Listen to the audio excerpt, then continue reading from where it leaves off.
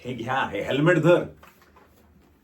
अगं मग आहे, तुला भेटायला येणं ना म्हणजे असा भला मोठा राक्षस तासभर असं डोक्यावर नाचवल्यासारखं आहे. दादर ठाणा तुला जवळ जवळ वाटलं का ग? किती लांब आहे दादर कुठे, ठाणा कुठे, आणि मग असं बाईकवरती या एवढ्या लांबून असं म्हणजे हो. ओके. अच्छा ओके, आय एम सॉरी. आता हे तोंड असं सडूसारखं करून बसू नकोस ना प्लीज. इथे एवढं लांबून आलोय मी तुला भेटायला आणि तू असं. बरं ओके वेट, ठीक आहे, एक सेकंड. हे घ्या मॅडम, तुमच्यासाठी एक छोटंसं गिफ्ट आणलंय मी. घ्या. आणि वेलकम. काय का? कारण तुझा पेपर हा खूप चांगला जाणार आहे मला आधीच माहिती होतं.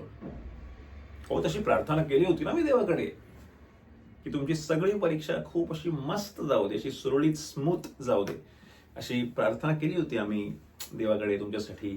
कळलं का? मग एकदा का तुझं हे ऑफिसर होण्याचं स्वप्न पूर्ण झालं ना की मग आपण लग्न करून आपलं एकत्र येण्याचं स्वप्न पूर्ण करू. ओके? हो, आणि तशी तुझी ताई आहे ना आपल्या पाठीशी उभी, खंबीरपणे, एकदम अशी ठामपणे. हो, म्हणजे सुरुवातीला मला असं वाटलं होतं की तुझे आणि माझे घरचे आपल्या लग्नाला मान्यता देतील की नाही, परवानगी मिळेल की नाही आपल्याला. पण त्या दिवशी जेव्हा मी तुझ्या ताईला त्या 2 लवर्सच्या मागे खंबीरपणे अशा ठाम उभं राहिलेलं पाहिलं ना, म्हणजे तिने जिंकलं रे मला. म्हणजे मला इतकं भारी वाटलं ना की म्हणजे ती जर त्या लोकांसाठी उभी राहू शकते तर आपल्यासाठी नक्कीच उभी राहू शकते.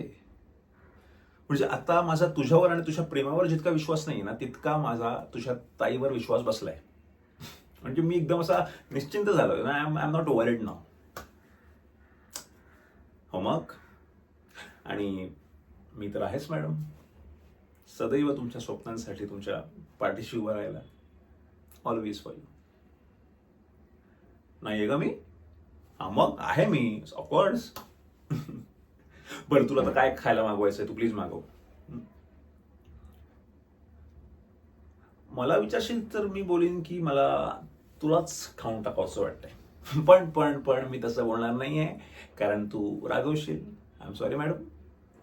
ती रिस्क मला घ्यायची नाही आता. ओके? बरं चल, तू लवकर तुला काय हवं ते माग. तुला हवं ते खा, आणि तुला असं खाताना बघूनच माझं पोट भरेल. येस प्लीज मागव. हां, एक्सक्यूज मी.